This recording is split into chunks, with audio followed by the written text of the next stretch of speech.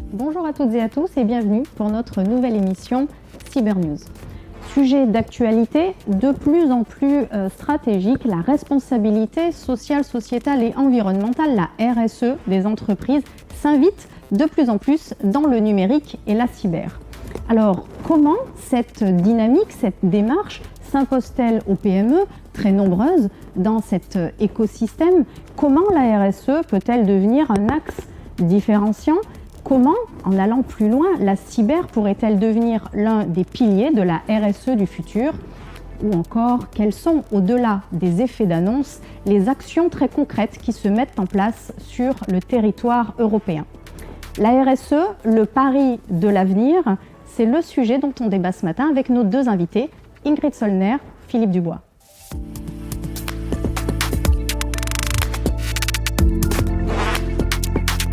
Ingrid, bonjour, merci d'être avec nous. Ingrid Sollner, donc vous êtes directrice marketing de Tetris et nous avons également le plaisir d'avoir avec nous Philippe Dubois, directeur général de DNS Belgium en direct depuis la Belgique. Merci Philippe d'être avec nous également.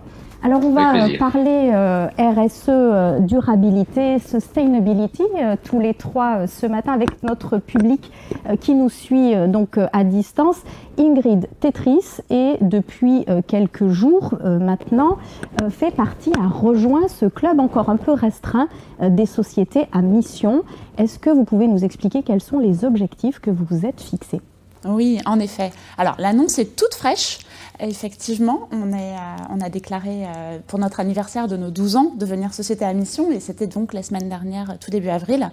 Néanmoins, c'est le reflet d'engagement qui date depuis la création de Tetris.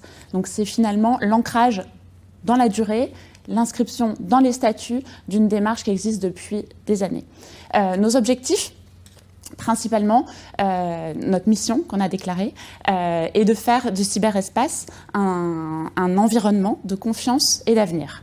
Une mission assez large, globalement, qui se traduit par une démarche en 4 piliers, des actions éthiques, des actions vers l'environnement, des actions sociales, bien sûr, responsabilité sociale des entreprises, et aussi une démarche d'achat responsable. Alors, on l'a compris, c'est aussi très ambitieux, mais sur un sujet aussi important, c'est nécessaire. Est-ce que vous avez quelques actions, puisqu'on a compris que c'était un engagement qui remonte à plus d'une dizaine d'années, des actions que vous menez? Vous avez parlé d'éthique, c'est un sujet très important. Je sais aussi qu'il y a un sujet qui vous tient particulièrement à cœur, qui est celui de la diversité. C'est ça. Sur le côté éthique, d'emblée, les premières solutions qui ont été codées et depuis le début du développement des solutions Tetris, on a choisi de protéger nos clients sans jamais avoir accès à leurs données. Donc on analyse les fichiers, on fait en sorte que, bien entendu, aucune cyberattaque ne se développe sur leur système, puisque c'est la raison d'être de Tetris, c'est de protéger les entreprises et les clients. On analyse les fichiers, les comportements suspects sur les ordinateurs de nos clients, sans jamais aller voir à l'intérieur des présentations, des fichiers Excel, des tableaux PowerPoint, là où certains de nos concurrents, on le sait, le font parfois par simplicité, on va dire. C'est parfois plus simple, c'est beaucoup plus compliqué. On a dû développer du code en plus pour réussir à faire ça. Néanmoins, c'est un engagement, parmi les engagements que l'on a envers nos clients. Et sur le côté de la diversité, donc sujet assez différent, mais très important pour nous dans nos équipes d'avoir notamment, même si c'est pas le seul levier de diversité, d'avoir des femmes dans toutes les équipes. C'est pas une histoire de quota, c'est pas une histoire de vouloir atteindre absolument un taux, même si on a 30% de femmes dans les effectifs, mais c'est absolument pas une logique de quota, c'est une logique de juste diversifier les équipes parce qu'on s'est rendu compte que les équipes mixtes, les équipes variées, les équipes hétérogènes étaient finalement les plus efficaces. La richesse de la diversité des profils. Philippe, DNS Belgium est engagé depuis 2016 déjà dans cette démarche de durabilité, de sustainability tel que l'on peut le dire en anglais. Vous avez présenté très récemment une stratégie Horizon 2025 avec un certain nombre d'actions, là encore, 4 piliers également, dont 2 dont on peut peut-être parler, la sensibilisation au numérique, également la gestion durable de la chaîne d'approvisionnement. Est-ce que Philippe voulait bien nous expliquer comment est-ce que ça se matérialise au sein de votre structure? Oui. Alors, au niveau de sensibilisation, On essaye surtout de faire des campagnes de communication vers le grand public où on attire surtout l'attention sur la sécurité online. Et pourquoi la sécurité, pour tout le monde est important pour nous comme organisation. Ben, on gère les noms de domaine .be et donc on a comme objectif de promouvoir la société digitale. Et donc, pour faire cela, il faut que les gens ont confiance dans les services du monde digital. Et donc, on vient déjà de l'entendre, qui dit confiance dit sécurité. Donc, l'un va ensemble avec l'autre. Donc, on a des différents groupes qu'on cible avec des différentes campagnes. On a des jeunes, par exemple, cette année. On a fait une campagne vers les gens plus âgés. Et c'est parfois des simples choses qu'on leur apprend. Un bon mot de passe, par exemple. Souvent, c'est déjà ça c'est déjà là où ça commence. Et donc, sur la deuxième partie de votre question, ce qu'on essaye, c'est aussi d'étendre nos efforts de durabilité à travers notre chaîne de distribution. Donc, pas uniquement en travaillant vers les fournisseurs, mais aussi les distributeurs. Donc, dans toute la chaîne, on essaie de promouvoir ça. Et donc, on a décidé en 2016, comme vous dites, d'intégrer ce critère de durabilité comme un des choix le plus important, ou d'un des critères qu'on utilise pour faire le choix d'un fournisseur le plus important. Donc, la durabilité ou la façon dont notre fournisseur potentiel traite la durabilité en interne chez eux est un critère qui est plus important que le prix, par exemple. Donc, pour nous, les services qu'un fournisseur au niveau sécurité et durabilité peut nous offrir, c'est les deux critères principaux pour faire notre choix. Vous évoquiez quelque chose, Philippe, à l'instant, un critère qui est plus important que le prix, c'est ce que vous venez d'évoquer.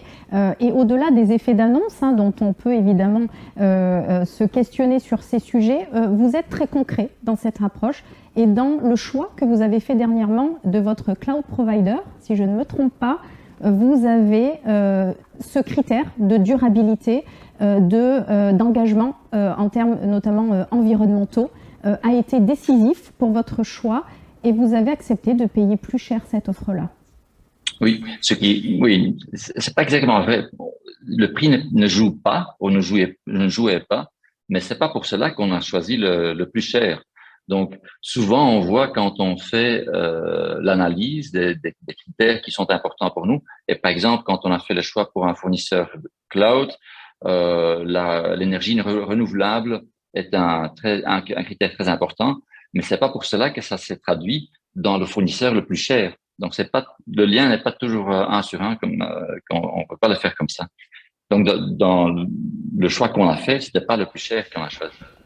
Vous avez donc choisi celui qui mettait en lumière ce critère d'énergie renouvelable et donc un choix en faveur de la protection de l'environnement. Et donc on voit bien effectivement que la durabilité, au-delà de la nécessité pour notre planète et pour notre société, devient aujourd'hui un critère, un axe différenciant. Sur ce sujet de l'environnement, vous avez aussi des actions que vous menez depuis plusieurs années. Vous associez le recyclage, le numérique et l'inclusion. Est-ce que vous pouvez partager avec nous quelle est cette action que vous développez en Belgique? Oui, on est très fiers de ça. Donc, en fait, on a commencé avec ça en 2008. On s'est associé avec une autre ASBL qui remettait des portables à neuf. Donc, on reçoit des portables de grandes sociétés, on les remet à neuf et on distribue ça à des organisations qui permettent aux jeunes d'acquérir des compétences digitales. Donc, et l'arrière-pensée, c'est qu'on aide ces jeunes à devenir des contributeurs de services digitaux plutôt qu'être uniquement des consommateurs de ce monde digital. Et donc, pour vous donner une idée, en 2020, avec la crise Covid, on a réussi à donner 15 000 portables à des jeunes qui, naturellement, étaient forcés du jour au lendemain à suivre des cours à distance. Et donc, c'est un investissement, je dirais, où la rentabilité, pour vous donner une idée, ordre de grandeur, on a investi 300 000 euros, mais avec ces 300 000 euros, on a pu donner 15 000 portables. Donc, il faut faire le coup. Grâce à tous ces dons qu'on a reçus à ça, c'est un énorme levier, ça c'est le mot que je cherchais, un énorme levier qu'on a réussi à créer là. Merci beaucoup Philippe. Alors Ingrid, on parlait justement de l'axe différenciant de ces critères qui deviennent très importants en matière de RSE. Comment est-ce que vous voyez-vous cette RSE devenir un véritable axe différenciant? Alors, ce qu'on voit, c'est que nos actions de RSE commencent à être demandées dans les appels d'offres. On commence à avoir assez régulièrement des questions sur nos engagements, ce sur quoi, évidemment, nous sommes assez bien placés pour répondre, puisque nous avons effectivement une démarche bien ancrée et cadrée et suivie. Donc ça, c'est déjà un bon point, c'est que ça commence à être une attente du marché et que nous pensons réellement pouvoir nous positionner de façon crédible face à ça. Les différenciants principaux de Tetris, en dehors de, bien entendu, l'hyper-automatisation de la capacité à sauvegarder les parcs parce qu'on neutralise en temps réel les attaques, ça c'est d'un point de vue technologique, donc on redonne confiance, la confiance étant un des aspects de la RSE comme on se le disait. Donc en 1, celui-là. En 2, on est européen, intégralement codé en Europe, indépendant du Cloud Act. On protège les données que l'on traite finalement dans le cadre de l'application de nos solutions logicielles. Relié aussi à la confiance, à l'éthique. Donc finalement, toutes nos actions, toute la démarche de l'entreprise est cohérente et peut rejoindre la démarche RSE. Voilà, tout ce qu'on fait, tous les métiers de l'entreprise ont des actions en lien avec notre démarche RSE et l'ensemble est cohérent, pertinent et se défend finalement assez bien sur le marché. Si on pousse presque la réflexion plus loin, est-ce qu'on pourrait imaginer que la cybersécurité, donc cette confiance numérique dont on parle, puisse devenir demain l'un des piliers de la RSE du futur finalement? Moi je pense, oui. Parce que en France et en Europe, clairement, on sait que ça va être compliqué sur tous les volets numériques, sur l'intégralité des volets numériques, de couvrir nos besoins avec des solutions françaises ou européennes. On sait très bien qu'il y a déjà certaines solutions que l'on a confiées à du non-européen, non-français. Par contre, en cybersécurité, on apporte la couche de confiance et on peut complètement apporter ça avec des solutions européennes et des solutions axées avec un gros ancrage RSE. Donc finalement, peut-être que la RSE pourrait être leader ou en tout cas une des premières actions, la cybersécurité pourrait être un des premiers leviers du numérique sur lesquels la RSE se justifie, s'applique et est relativement simple à actionner pour un client en se disant si j'ai donné d'autres parties de mon numérique à des solutions moins propres, peut-être le cloud aussi, comme on disait tout à l'heure. Qui sont effectivement donc l'avenir de la RSE. Vous l'avez compris, des entreprises engagées, des parcours inspirants pour une Europe finalement plus sûre, plus inclusive et plus durable. C'est donc possible, on vient de le voir, c'est évidemment un sujet d'avenir, on l'a compris, bénéfique pour notre société et pour notre planète. C'est un sujet qui sera débattu plus largement lors du FIC les 7, 8 et 9 juin prochains. D'ici là, évidemment, n'hésitez pas à vous engager dans des démarches plus durables et plus inclusives. Et puis, comme Abraham Lincoln nous le rappelait, le meilleur moyen de prévenir notre avenir, c'est de le créer. Merci d'avoir été avec nous. Merci de votre fidélité. Très belle journée à tous.